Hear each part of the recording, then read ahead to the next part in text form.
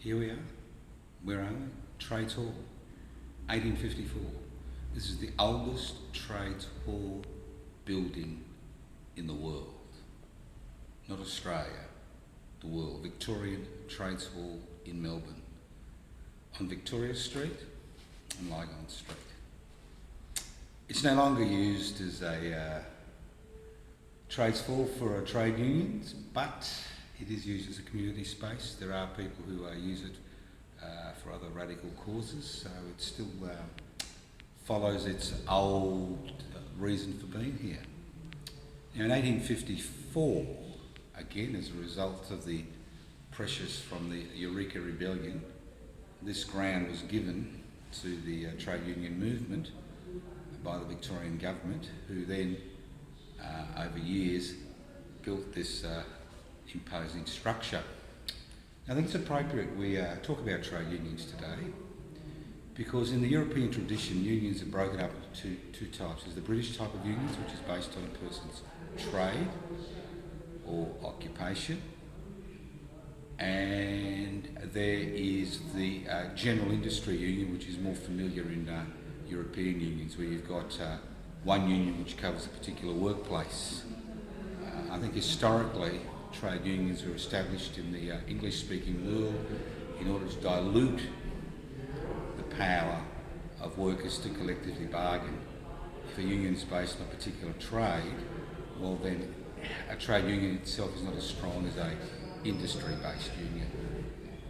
Now don't worry about the noise, that's just people going about their business here at Trades Hall.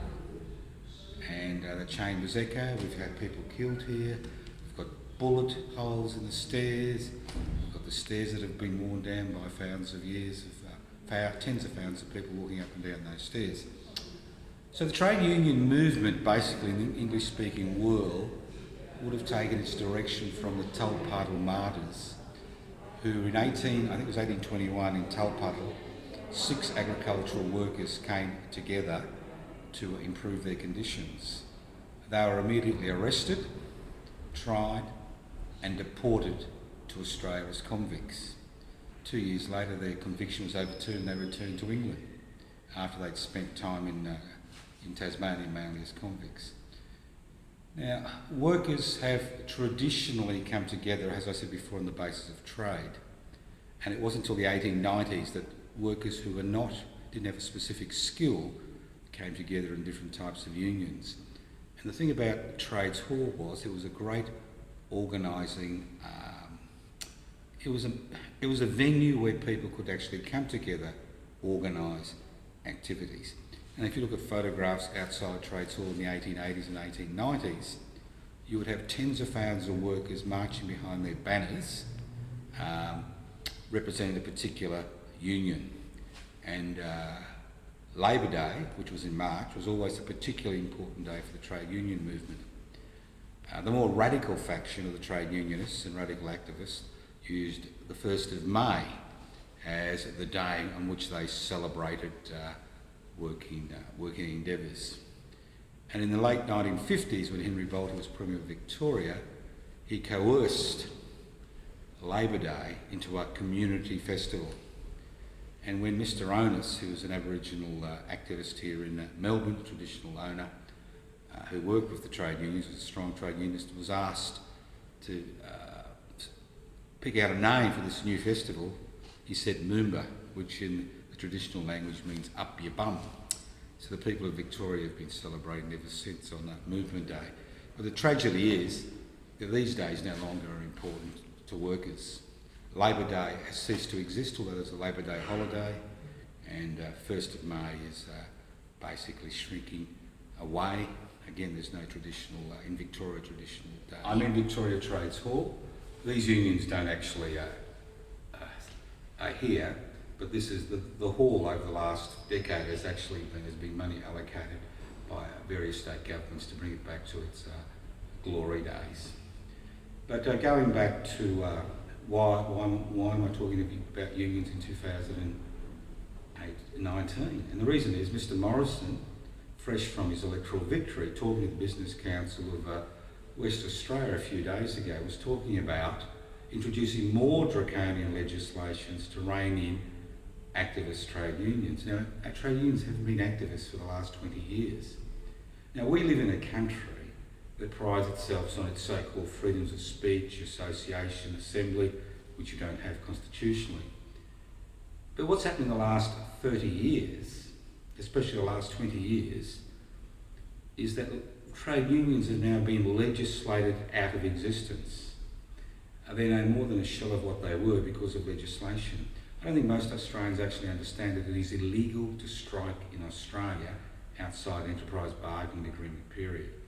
And because the state doesn't want martyrs, the legislation is aimed at individual workers, and individual workers can be fined up to $10,000 a day, and some have, for participating in an unauthorised strike.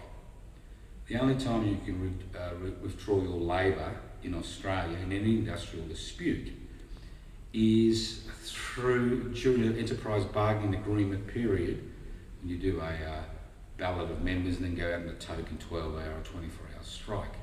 Wildcat strikes are illegal. Strikes outside an enterprise bargaining period are illegal.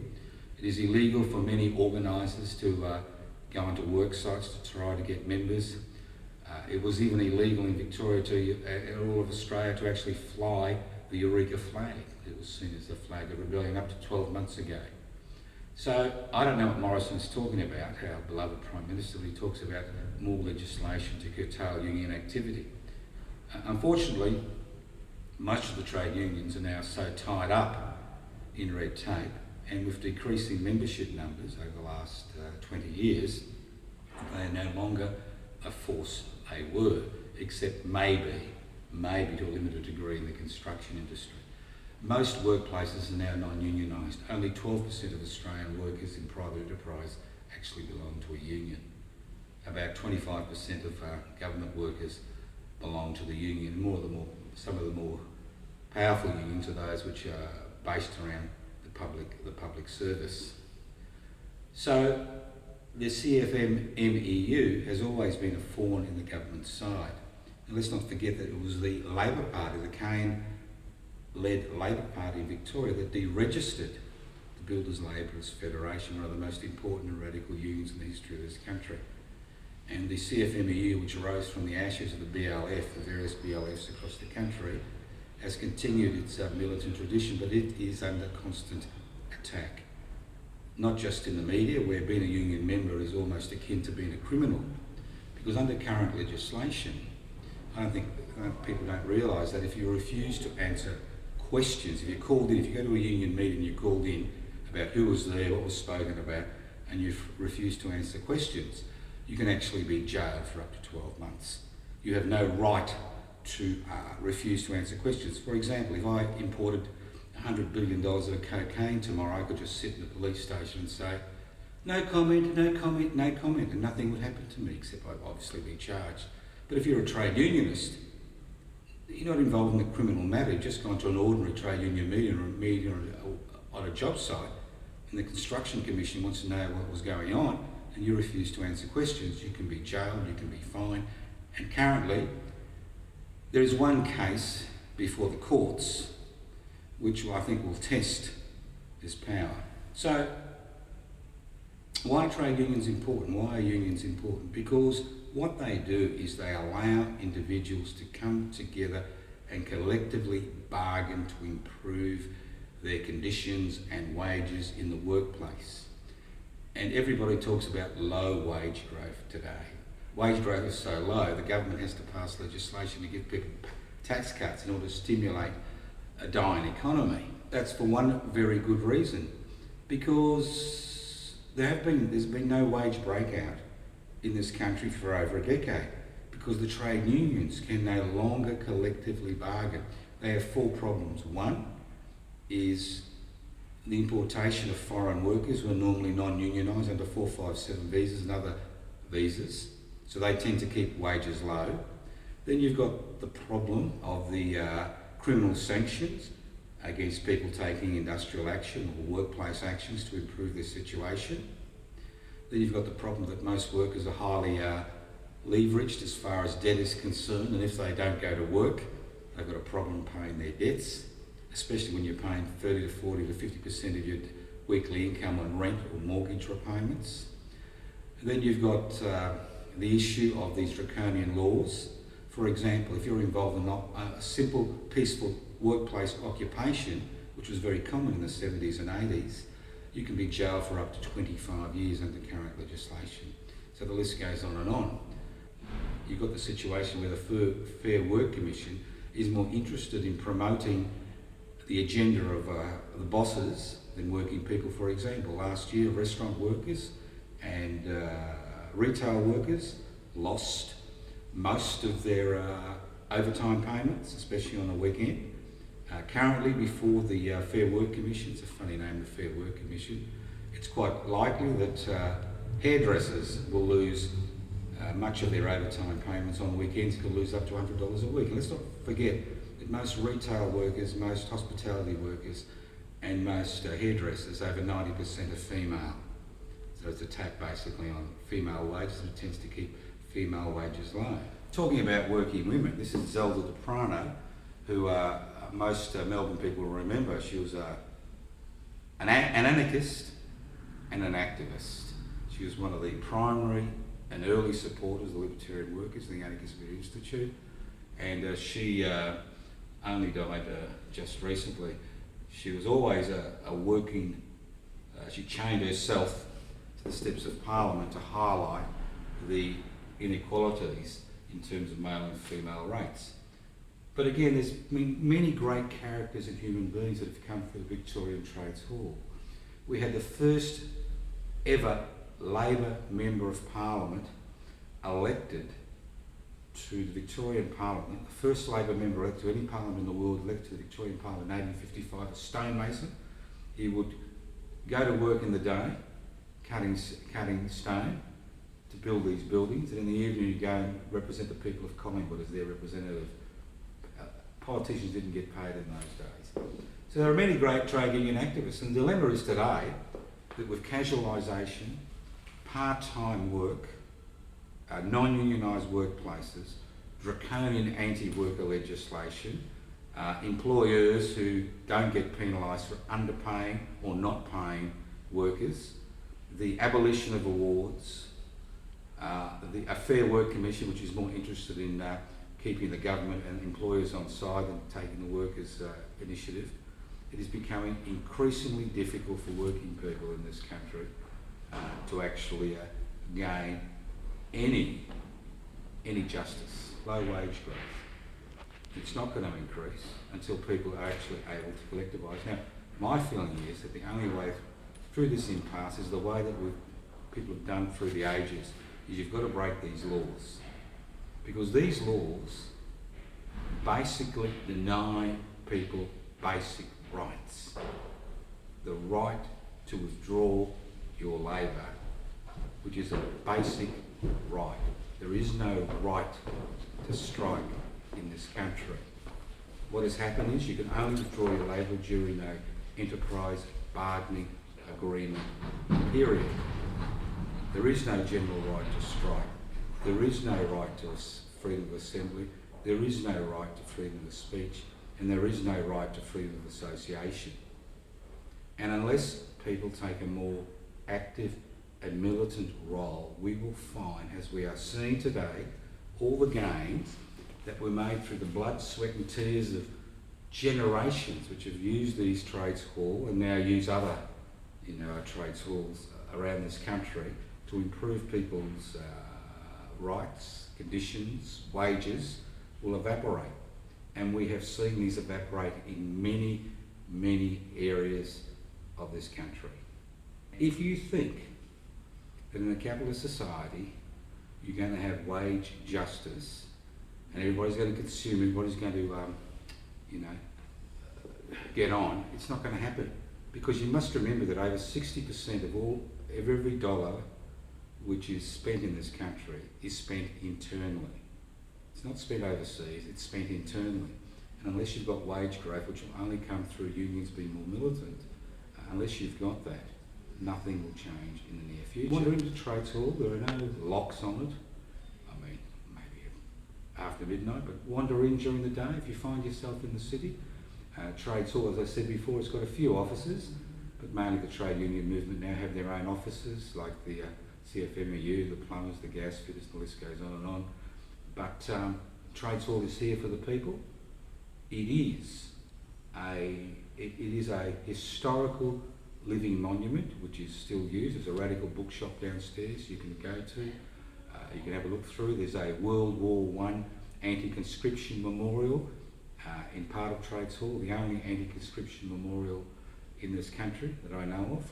And let's not forget it was the anti-conscriptionists who won the plebiscites in 1916 and 1917 to prevent conscription, and that campaign was largely supported by trade unionists, not all trade unionists, but a majority of trade unionists.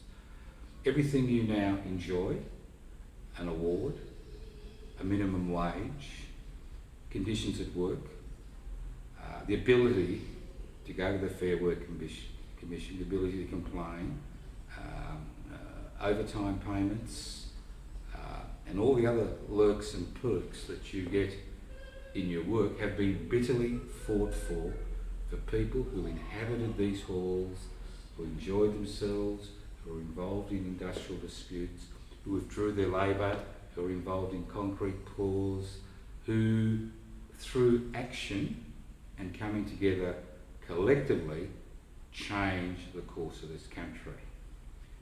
And those of you who celebrated, I should say, the life of Mr. Robert Hawke, I'd like to remind you that it was Mr. Hawke's accord which was the beginning of the end of the union movement in this country.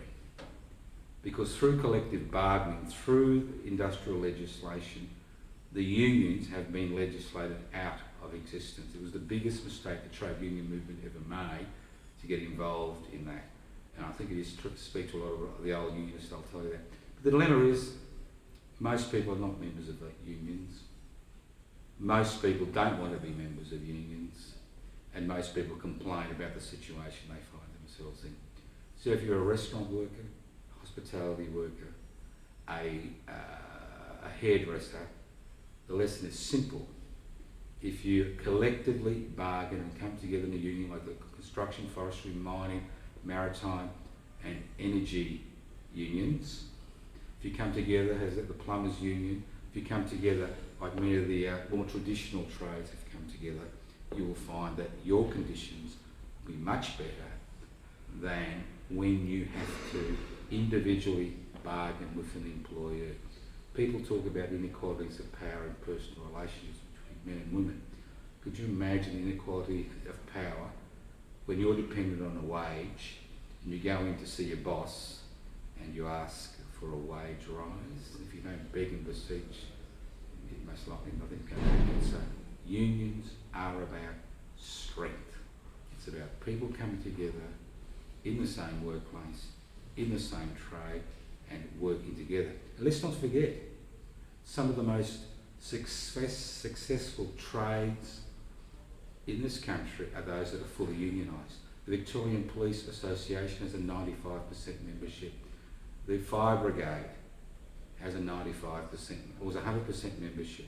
Ambulance, almost 100% membership. You can't go on a construction site without being a member, a major construction site, the construction, forestry, mining, maritime and energy unions.